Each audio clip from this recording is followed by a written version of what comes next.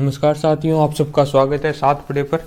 जैसा कि हम आप सबसे रोज़ मिलते हैं और विश्वास सीरीज हमारी जो अभी वर्तमान में चल रही है, महत्वपूर्ण ये जो सीरीज रहती है दोस्तों, विश्वास बैच या विश्वास सीरीज, जीके जीएस की जो नींव है उसको मजबूत करने के लिए ये महत्वपूर्ण क्लासें हैं।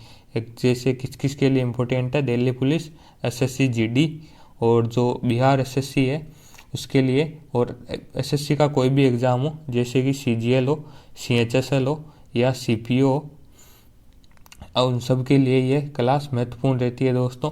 और कोई भी स्टेट एग्ज़ाम हो उसके लिए भी ये क्लास उतनी महत्वपूर्ण है जितनी कि इसके दिल्ली पुलिस और एसएससी जीडी के लिए है। ठीक है, तो आपको क्लास को पूरा नोट करना है, सब के लिए क्लास रहती है, मोस्ट इम्पोर्टेंट क्वेश्चन रहते हैं। तो चलिए हम स्टार्ट करते हैं क्वेश्चन नंबर 1 से।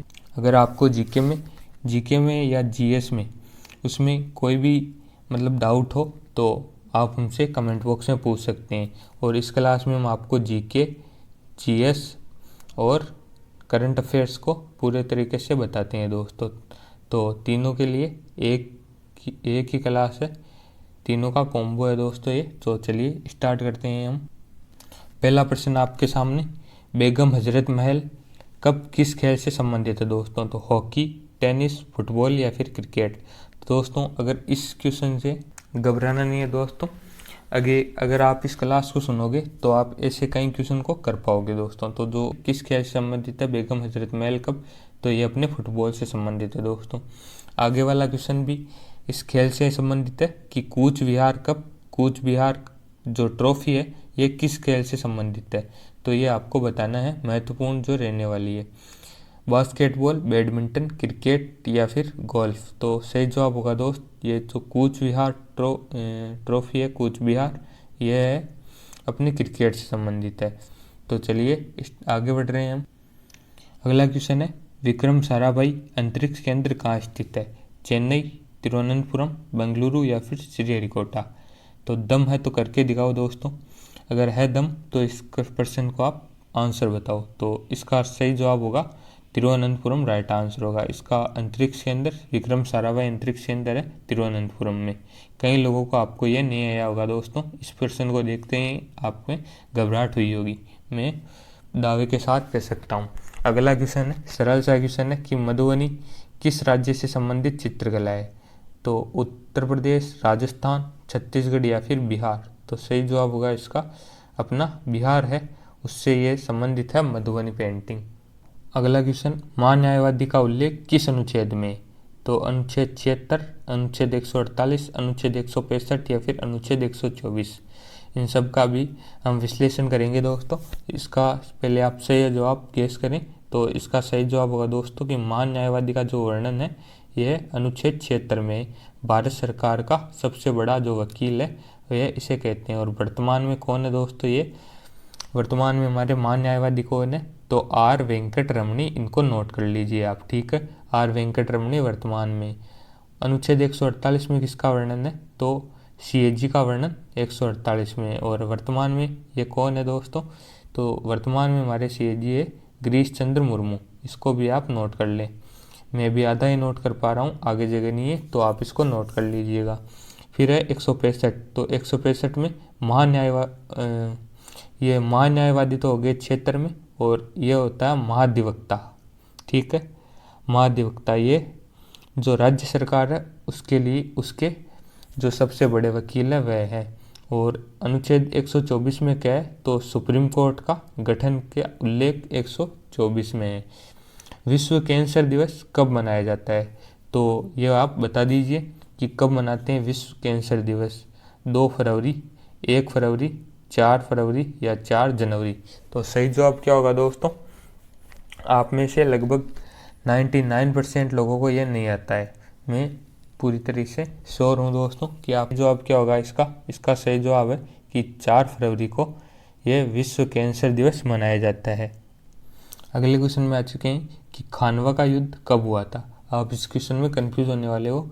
तो 1526, 1527, 1528 या फिर 1539। तो दोस्तों ये जो खानवा का युद्ध है दोस्तों ये 1527 को हुआ था। और 1526 में पानीपत का जो प्रथम युद्ध पानीपत का प्रथम युद्ध हुआ था, ये भी आपको नोट करते रहना है। अब है कि थीन बांध परियोजना किस नदी पर है, तो चेनाब नदी, रावी नदी, सतलुज या फिर गंगा। तो दोस्तों ये जो थीन बांध है ये अपनी रावी नदी पर स्थित है, थीन बांध परियोजना। एनसीसी की स्थापना कब हुई थी, तो 16 अप्रैल 1948, 15 अगस्त 1964 या 1 जनवरी 1958 या 4 जनवरी 1995। तो सही जवाब क्या होगा कि 16 अप्रैल 1948 को एनसीसी की स्थापना हुई थी। ठीक है, 1 जनवरी 1948, ये जो 1958 है, इसको डीआरडीओ की जो स्थापना 1 जनवरी 1958 को हुई थी। और 4 जनवरी 1995 की बात करें तो ये किस, यहाँ पर आप 1 जनवरी कर ले दोस्तों। 1 जनवरी 1995 को WTO की जो स्थापना है वह हुई थी। ठीक है, बिरसा मुंडा एयरपोर्ट किस राज्य में स्थित है, तो ओडिशा, झारखंड, छत्तीसगढ़ या फिर असम। तो दोस्तों ये जो बिरसा मुंडा है ये अपने झारखंड में स्थित है, इसको भी आप नोट कर लेना। अगला क्वेश्चन है कि राइडर कप का संबंध किस खेल से है। अगला फिर से अपने पास जो खेल से संबंधित सवाल है वह है, मोस्ट इम्पोर्टेंट लगा लीजिए सवाल को, कि साइकिलिंग से है, पोलो से या खो खो से या फिर गोल्फ से। तो दोस्तों ये जो राइडर कप है इसका संबंध है गोल्फ से, इनको नोट कर लीजिए। होयसल वंश की स्थापना जो किस के द्वारा की गई थी उसका नाम बताना है। हरिहर बुक्का, नृपकामा द्वितीय, बिंबिसार या फिर वासुदेव। तो जो होयसल वंश है इसकी जो स्थापना है ये नृपकामा द्वितीय द्वारा की गई थी, ये भी आपको नोट करना है। बड़ा ही महत्वपूर्ण क्वेश्चन रहने वाला है आपके एग्जाम की दृष्टि से। अगला क्वेश्चन अपने पास कि रंपाओं का जो विद्रोह है वह किस प्रांत से संबंधित है, तो झारखंड, बंगाल, आंध्र प्रदेश या फिर ओडिशा। तो दोस्तों ये जो रंपाओं का विद्रोह है ये अपने आंध्र प्रदेश से संबंधित है दोस्तों, इसको नोट करना है। फिर है हाल ही में चर्चित मनीषा कल्याण का संबंध किस खेल से है। तो दोस्तों ये कब लगभग मैंने 4-5 क्वेश्चन करंट के ऐड कर दिए हैं जो कि महत्वपूर्ण क्वेश्चन है। तो जो मनीषा कल्याण है इसका संबंध किससे है, लॉन टेनिस, फुटबॉल, बेसबॉल या फिर बैडमिंटन। तो दोस्तों इनका जो संबंध है ये मनीषा कल्याण जी का संबंध है अपने फुटबॉल से, ये आपको नोट करना है, महत्वपूर्ण क्वेश्चन रहता है। अगला क्वेश्चन अपने पास, द नीलगिरी नहर परियोजना किस राज्य में शुरू हुई, केरल, कर्नाटक, तमिलनाडु या फिर तेलंगाना। तो दोस्तों ये जो द नीलगिरी नहर परियोजना है ये अपने तमिलनाडु में स्टार्ट हुई है, ये भी आपको नोट करना है। एफिडेक्स 2023 का आयोजन कहाँ हुआ था, जैसलमेर, पुणे, जोधपुर या फिर हैदराबाद। दोस्तों ये क्वेश्चन है अभी कोई हाल ही में एग्जाम हुआ है उसका प्रीवियस क्वेश्चन है ये, तो महत्वपूर्ण क्वेश्चन है। और जो एफिडेक्स 2023 का आयोजन अपने पुणे महाराष्ट्र में हुआ है, ये भी आपको नोट करना है। अगस्त 2023 की सूचना के अनुसार भारत में कुल जैवमंडल आरक्षित क्षेत्रों की जो संख्या है वह कितनी है, 16 है, 18, 19 या 20। तो दोस्तों ये जो कुल जैवमंडल आरक्षित क्षेत्र है इनकी संख्या कितनी है, तो इनकी संख्या है 18, इनकी संख्या होती है। ठीक है, हाल ही में दुनिया के सबसे ऊंचे युद्ध स्थल सियाचिन स्थापित है। जो दुनिया का सबसे ऊंचा युद्ध स्थल कौन सा है, तो सियाचिन है। इस पर किस महिला अधिकारी की तैनात किया गया है, तो ये आपको बताना है। अवनी चतुर्वेदी, अनिता शर्मा, शिवा चौहान या सुरभि जखमोला। तो सही जवाब होगा दोस्तों जो शिवा चौहान है, ये अभी इनके हाल ही में जो तैनाती है ये सियाचिन पर हुई है दोस्तों। बड़ी ही गर्व की बात है अपने लिए, और आप सबको इनसे जो प्रेरणा है वो लेनी चाहिए। अगर ये वहाँ पर सियाचिन में रहकर मेहनत कर सकती है दोस्तों, तो हम यहाँ पर पढ़ क्यों नहीं सकते दोस्तों। तो आपको इनसे प्रेरणा लेनी है और अपनी जो पढ़ाई है उसको आगे बरकरार रखना है दोस्तों। अगला क्वेश्चन अपने पास कि मेली कमल निम्नलिखित में से किस में होता है, तो चिट्टी के डंक में, इमली में, सेव में या फिर दूध में। तो दोस्तों ये जो मेली कमल है ये सेव में होता है, इम्पोर्टेंट पर्सन है।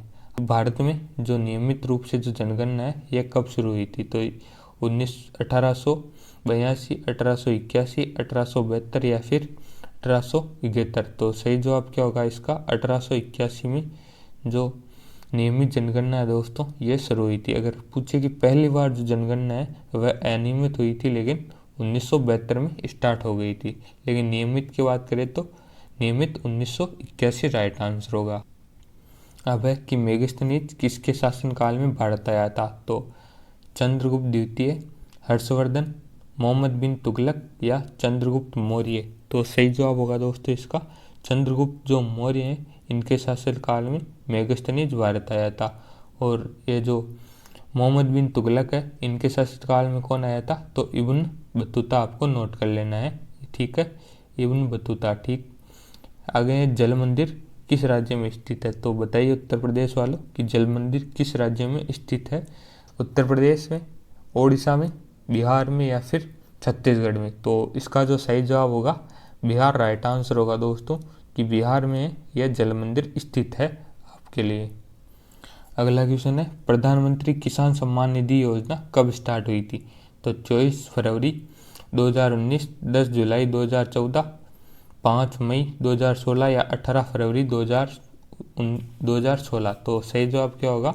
सही जवाब होगा दोस्तों 24 फरवरी 2019 को किसान जो प्रधानमंत्री किसान सम्मान निधि योजना है ये स्टार्ट हुई थी। फिर है कुडनकुलम परमाणु संयंत्र किस राज्य में स्थित है? तो तमिलनाडु, कर्नाटक, गुजरात या फिर उत्तर प्रदेश? तो दोस्तों ये कुडनकुलम है ये अपने तमिलनाडु राज्य में स्थित है, ये आपको ध्यान रखना है, ठीक है ना।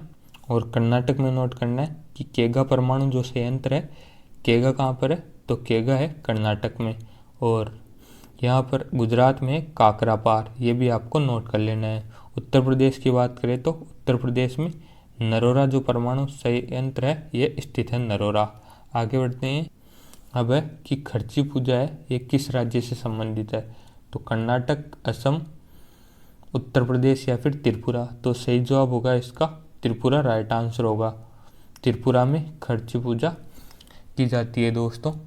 तो चलिए आपकी क्लास है ये आज की हो चुकी है दोस्तों।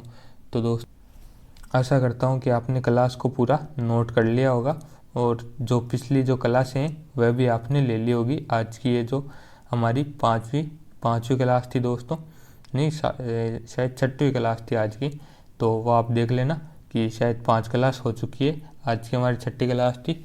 तो महत्वपूर्ण जो क्लासें हैं वह रहने वाली है और आपको इन सबको पूरी तरह से नोट करना है और इनको याद करना है कि क्योंकि ये जो एग्ज़ाम आने वाले जो जितने भी एग्ज़ाम हैं उनमें आपको बहुत ज़्यादा हेल्प करेगी।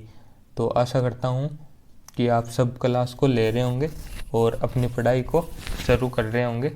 तो अब आपको जो पेपर में वो पूरा धुआं कर देना है दोस्तों। तो चलिए आपका वीडियो देखने के लिए प्रेम पूर्वक बहुत बहुत धन्यवाद दोस्तों। मिलते हैं कुछ नए क्वेश्चंस के साथ। Audio Jungle।